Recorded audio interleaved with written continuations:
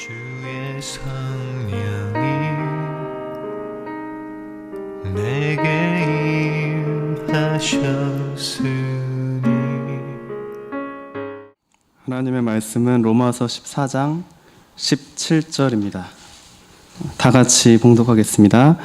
하나님의 나라는 먹는 것과 마시는 것이 아니요 오직 성령 안에 있는 의와 평강과 희락이라. 아멘. 사도 바울은 로마의 교인들에게 유대교 전통에 관해 벌어질 수 있는 문제에 대해 이야기하고 있습니다. 로마의 유대인 교회는 이전의 다른 유대 교회들처럼 율법과 관련해 여러 문제가 있었을 것입니다. 이에 대해 바울은 하나님의 나라가 유대법상 정결한 음식을 먹고 안 먹고의 문제가 아니라는 것을 알려줍니다. 동시에 혹시 그런 것으로 시험이 들 수 있는 지체가 있다면 믿음이 큰 자가 믿음이 연약한 자 앞에서 절제할 것을 권면합니다. 하나님의 나라의 본질은 성령 안에 있는 의, 평강, 희락이며 먹고 마시는 문제는 믿음이 큰 자들이 지혜롭게 대처하라는 말입니다. 비본질적인 것은 양보하되 성령 안에서 누리는 하나님의 나라는 절대 놓치지 말라는 것입니다. 예수님께서는 본질을 놓치고 있는 바리새인들에게 준엄한 경고의 말씀을 하십니다. 이 백성이 입술로는 나를 공경하되 마음은 내게서 멀도다. 사람의 계명으로 교훈을 삼아 가르치니 나를 헛되이 경배하는도다 하였느니라. 너희가 하나님의 계명은 버리고 사람의 전통은 지키느니라. 저는 오늘 바울이 하나님의 나라는 성령 안에 있는 의와 평강과 희락이라고 말한 이 순서에 따라 하나님의 나라에 대해 간략히 살펴보려고 합니다. 첫째, 하나님의 나라는 예수 그리스도의 의로 들어가는 나라입니다. 불의한 자는 결코 하나님의 나라에 들어갈 수 없습니다. 어떠한 종교적 행위나 도덕적 선행을 한다 하더라도 거듭나지 않은 사람의 의는 하나님 앞에 더러운 재에 불과합니다. 사람의 힘과 노력으로 만들어내는 모든 의는 하나님의 나라에 들어가도록 도와주는 것이 아니라 오히려 하나님 앞에 악을 쌓을 뿐입니다. 예레미야를 통해 하나님께서는 거듭나지 않은 인간이 어떤 상태인지 알려주십니다. 만물보다 거짓되고 심히 부패한 것은 마음이라. 아담은 선악과를 따먹은 후 자신의 죄를 가리려고 스스로 무화과 나뭇잎을 엮어 옷을 만들어 입었습니다. 아담의 옷은 그 순간 자신의 수치를 가리는 듯 보였으나 이미 이 세상에 들어온 죄의 저주는 막을 수 없었습니다. 내가 내게 먹지 말라 한 나무의 열매를 먹었은즉 땅은 너로 말미암아 저주를 받고 너는 내 평생에 수고하여야 그 소산을 먹으리라.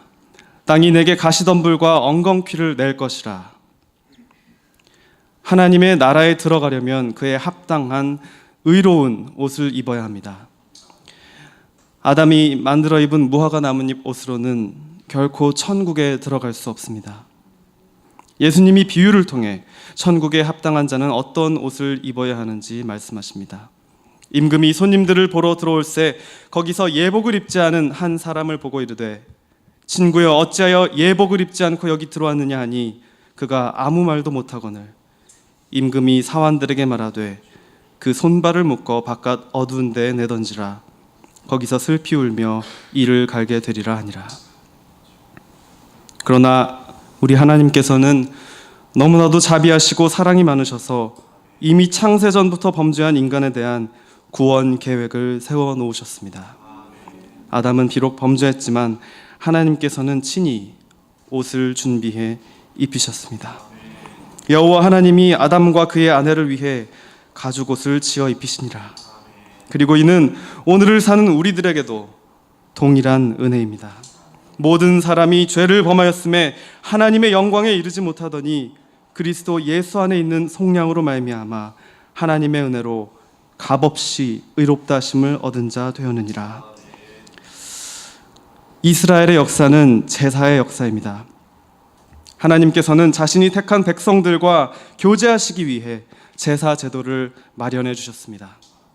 자신이 사랑하신 백성들을 끝까지 사랑하기 위해 희생 제물을 통해 죄인을 의롭게 하시고 그들을 만나 주셨습니다. 그리고 이 희생의 역사는 우리 주 예수 그리스도 안에서 완전히 성취됐습니다. 그리스도께서는 장래 좋은 일의 대제사장으로 오사 손으로 짓지 아니한 것 곧 이 창조에 속하지 아니한 더 크고 온전한 장막으로 말미암아 염소와 송아지의 피로 하지 아니하고 오직 자기의 피로 영원한 속죄를 이루사 단번에 성소에 들어가셨느니라. 이제 그리스도 예수 안에서 믿음으로 완전한 의를 전가받은 자들에게는 더 이상 정죄함이 없습니다. 이 의는 하나님의 아들 예수 그리스도의 완전한 의이기 때문입니다. 지옥에 합당한 죄인을 완전한 의인으로 보시는 하나님의 은혜에 우리는 감사와 찬송을 돌릴 수밖에 없습니다. 여호와께 감사하라. 그는 선하시며 그의 인자하심이 영원함이로다. 더 나아가 우리는 예수 그리스도의 십자가 보혈이 어떤 가치를 갖고 있는지 늘 기억해야 합니다. 이스라엘 백성들은 번제를 드릴 때마다 아담의 원죄에 대해 묵상했을 것입니다. 소와 양을 직접 죽이는 과정을 통해 자신의 죄가 하나님 앞에 이 동물처럼 죽어 마땅함을 몸소 느꼈을 것입니다. 구약 사람들이 모형으로서 자신의 죄의 비참함을 느꼈다면 신약 시대를 사는 우리는 예수 그리스도의 십자가를 볼 때 우리 죄의 비참함과 그 대가가 얼마나 잔혹한지를 더욱 절실히 느껴야 할 것입니다. 죄가 없으실 뿐 아니라 유일한 의인이시며 하나님이신 예수께서 십자가에서 치르신 죽음의 의미를 깊이 알수록 우리가 누리는 하나님의 의가 얼마나 소중한지 더욱 분명히 알 것입니다. 두 번째로 완전한 의를 얻어 의인이 된 자들에게는 천국의 평강이 임합니다. 예수 그리스도의 대속을 근거로 우리는 이제 하나님의 나라에 들어갈 수 있는 법적 근거, 하늘의 시민권을 갖게 됐습니다. 하나님과의 깨졌던 관계가 회복됐고 더 이상 하나님을 피해 아담처럼 숨거나 도망칠 필요가 없어졌습니다. 참으로 거듭난 신자는 자신의 신분이 하늘에 속해 있음을 알기에 이 세상에 어떤 일이 있더라도 참 평안을 누립니다. 또한 이 평강은 인격적인 관계 속에서 확증되는 평안입니다. 우리는 그리스도의 의로 말미암아 하나님의 자녀로 입양됐습니다. 창조주 하나님을 아버지라고 부를 수 있다는 것이 얼마나 놀라운 축복이며 특권입니까? 이 세상을 만드시고 이 세상을 심판하실 분이 나의 아버지시라면 평강을 누리지 못할 이유가 어디 있습니까? 참 신자라면 자신의 종말이 어떠할지 정확하게 알 수 있습니다. 이 삶의 끝에서 아버지 하나님이 나를 맞아주시고 의의 멸관을 씌워주실 것을 확신하는 자들은 비록 죄와 유혹이 많은 이 땅에 살지라도 영원한 소망을 바라보며 천국의 평강 가운데 살 수 있는 것입니다. 더 나아가 이 평강은 공동체 안에서 이루어지는 평강입니다. 바울은 에베소서를 통해 말씀합니다.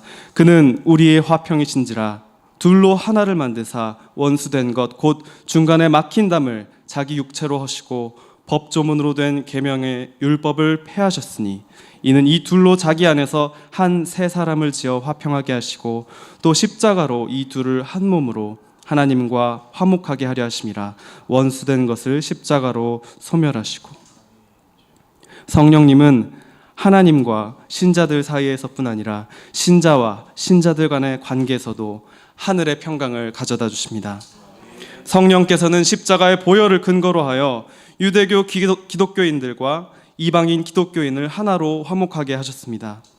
교회 안에서 성도들에게 평강을 주시는 성령님의 사역은 지금 이 순간도 계속되고 있습니다. 또 오셔서 먼 데 있는 너희에게 평안을 전하시고 가까운 데 있는 자들에게 평안을 전하셨으니 이는 그로 말미암아 우리 둘이 한 성령 안에서 아버지께 나아감을 얻게 하려 하심이라. 이것은 교회가 성장해 나가면서 계속해서 누려야 할 평강입니다. 교회가 성장할수록 다양한 사람들이 교회에 오게 돼 있습니다. 그러나 참된 하나님의 교회는 성령 안에서 평안을 누립니다. 다양한 가운데서도 성령 안에서 하나됨을 누립니다. 성령께서는 2000년 전 유대교 신자와 이방인 신자를 하나로 묶어주셨듯이 오늘도 각양각색의 서로 다른 사람들을 성령 안에서 하나가 되게 하시고 하늘의 평강을 누리게 하십니다. 사랑하는 여러분, 저는 그리스도의 보혈교회가 더욱더 성장하고 부흥하길 바랍니다. 이 교회를 통해 이루어지는 평강의 나라가 더욱더 확장되기를 기도합니다. 이 세상은 여러분을 지켜볼 것입니다. 여기 모인 각 사람이 성령 안에서 하나님의 나라를 누리고 우리들 가운데 공동체적인 평강이 이루어지는 것을 볼 때 세상은 이곳에 참 하나님의 나라가 있음을 알게 될 것입니다. 세 번째로, 하나님께서는 법적으로 죄의 문제가 해결된 자들에게 평안 가운데 참된 하늘의 기쁨을 주십니다. 바울은 죽음을 앞둔 감옥에서도 하늘의 기쁨을 맛보았습니다. 이와 같이 너희도 기뻐하고 나와 함께 기뻐하라. 주 안에서 항상 기뻐하라. 내가 다시 말하노니 기뻐하라. 만일 기쁨이 없이 신앙생활을 하고 있다면 내 자신에게 무언가 문제가 있다고 진단하면 정확할 것입니다. 기쁨이 없이 삭막한 모습은 율법주의자들에게 많이 나타납니다. 그들은 자신이 설정한 목표를 달성하지 못하면 자기 자신을 자책하며 절망감에 빠져듭니다. 혹 자신이 세운 기준을 이룬다면 마치 하나님이나 된 것처럼 교만해져서 다른 사람들을 판단하고 멸시합니다. 하나님과의 사랑의 관계가 없는 모든 종교 생활은 지극히 교만한 바리새인만 만들 뿐입니다. 그러므로 성령 안에서 누리는 희락은 우리의 신앙생활이 얼마나 하나님과 사랑을 나누며 그리스도와 연합하고 있는지를 나타내는 지표가 될 것입니다. 한편 우리는 성경적인 기쁨에 대해 잘 분별해야 합니다. 우리는 주변에 하나님이 없이도 얼마든지 감정적으로 기뻐하는 사람들을 볼 수 있습니다. 우리는 세속의 오락과 스포츠, 술과 마약을 통해 쾌락을 추구하는 사람을 볼 수 있습니다. 우리는 주님의 일을 기쁨으로 해야 합니다. 그러나 즐거움 자체가 목적이 돼서는 안 됩니다. 또는 사람을 즐겁게 하기 위해 주님의 일을 해서도 안 됩니다. 주님의 일은 때로는 힘들고 어려울 수도 있습니다. 주께서 가셨던 길은 좁은 길이었습니다. 그러므로 주께 순종한다는 것은 어쩌면 우리의 본성상 기쁨보다는 두려움과 걱정, 의심과 불신이 앞설 수도 있을 것입니다. 그러나 우리는 하나님을 기쁘시게 하는 것이 우리 삶의 최고의 기쁨임을 알고 있습니다. 우리 믿음의 조상들이 모두 그 길을 갈 때 참된 기쁨을 누렸으며 영원한 영광을 바라보았음을 알 수 있습니다. 하늘의 기쁨은 우리의 이성과 생각을 초월합니다. 고난 중에 기뻐하며 환난 중에 기뻐하는 것이 천국의 기쁨입니다. 바울은 데살로니가 교회 성도들에게 이렇게 말합니다. 또 너희는 많은 환난 가운데서 성령의 기쁨으로 말씀을 받아 우리와 주를 본받은 자가 되었으니 우리 주님께서도 친히 영광스러운 기쁨을 위해 십자가를 참으셨습니다. 믿음의 주요 또 온전하게 하시는 이인 예수를 바라보자. 그는 그 앞에 있는 기쁨을 위하여 십자가를 참으사 부끄러움을 개의치 아니하시더니 하나님 보좌 우편에 앉으셨느니라. 우리는 또 사도행전을 통해 유대인들의 박해 가운데 바울과 바나바가 쫓겨나는 상황 중에서도 제자들이 기뻐했음을 볼 수 있습니다. 이방인들이 듣고 기뻐하여 하나님의 말씀을 찬송하며 영생을 주시기로 작정된 자는 다 믿더라. 주의 말씀이 그 지방에 두루 퍼지니라. 이에 유대인들이 경건한 귀부인들과 그 신의 유력자들을 선동하여 바울과 바나바를 박해하게 하여 그 지역에서 쫓아내니 두 사람이 그들을 향하여 발에 티끌을 떨어버리고 이고니온으로 가거늘 제자들은 기쁨과 성령이 충만하니라. 네, 그렇습니다. 우리는 오직 성령 안에서 참 기쁨의 본질이 무엇인지 알게 됩니다. 내 자신의 영혼이 구원받았음에 기뻐하고 형제 자매가 지옥의 심판에서 벗어나 구원을 얻었다는 사실에 하늘의 기쁨을 느낍니다. 하나님의 구원 사역에 동참할 수 있음에 기뻐하며 그 일에 쓰임받았음에 기뻐합니다. 참된 신자는 그리스도와 연합한 가운데 세상의 모든 역경과 어려움을 기쁜 마음으로 넉넉히 이겨낼 수 있는 것입니다. 특별히 이번 태국 단기 선교를 다녀오신 분들은 이 천국의 기쁨을 더욱 직접적으로 체험하셨을 줄 압니다. 비행기 타고 또 버스 타고 이동하면서 얼마나 힘드셨겠습니까? 비록 짧은 5일간의 일정이었지만 기후와 음식이 다른 곳에서 몸과 마음이 고됐을 것입니다. 그럼에도 불구하고 하나님의 복음 사역에 동참하실 때 하늘의 영광스러운 기쁨이 함께 하셨을 줄 믿습니다. 마지막으로 이 모든 것, 의와 평강과 희락이 성령 안에서 동시다발적으로 이루어진다는 점을 주목할 때 우리는 성령님의 사역을 기억해야 합니다. 성령님이 없이는 그리스도와 연합할 수 없고 그리스도의 의를 전가받을 수도 없습니다. 신약시대 가장 큰 특권은 성령께서 우리 안에 와 계신다는 것입니다. 성부, 성자, 성령 하나님은 한 분 하나님이시지만 삼위로 계시며 서로 끊임없이 사랑하십니다. 성령으로 말미암아 그리스도와 연합한 자는 이 사랑의 관계 속에 동참하게 되며 곧 하나님의 나라에 들어가는 자입니다. 성령 안에서 그리스도와 연합한 자만이 참으로 하나님을 사랑할 수 있고 형제를 사랑할 수 있습니다. 성령 안에서 그리스도와 연합한 자만이 참된 의와 평강과 희락을 누리며 살아갑니다. 아버지여, 아버지께서 내 안에 내가 아버지 안에 있는 것 같이 그들도 다 하나가 되어 우리 안에 있게 하사 세상으로 아버지께서 나를 보내신 것을 믿게 하옵소서. 사랑은 여기 있으니 우리가 하나님을 사랑한 것이 아니요 하나님이 우리를 사랑하사 우리 죄를 속하기 위하여 화목제물로 그 아들을 보내셨음이라. 사랑하는 자들아, 하나님이 이같이 우리를 사랑하셨은즉 우리도 서로 사랑하는 것이 마땅하도다. 어느 때나 하나님을 본 사람이 없으되 만일 우리가 서로 사랑하면 하나님이 우리 안에 거하시고 그의 사랑이 우리 안에 온전히 이루어지느니라. 그의 성령을 우리에게 주심으로 우리가 그 안에 거하고 그가 우리 안에 거하시는 줄 아느니라. 하나님의 나라는 성령 안에 있는 의와 평강과 희락입니다. 오늘도 비본질적인 것이 나의 마음을 하나님의 나라로부터 멀어지게 한다면 오늘의 말씀을 붙잡고 기도하시기 바랍니다.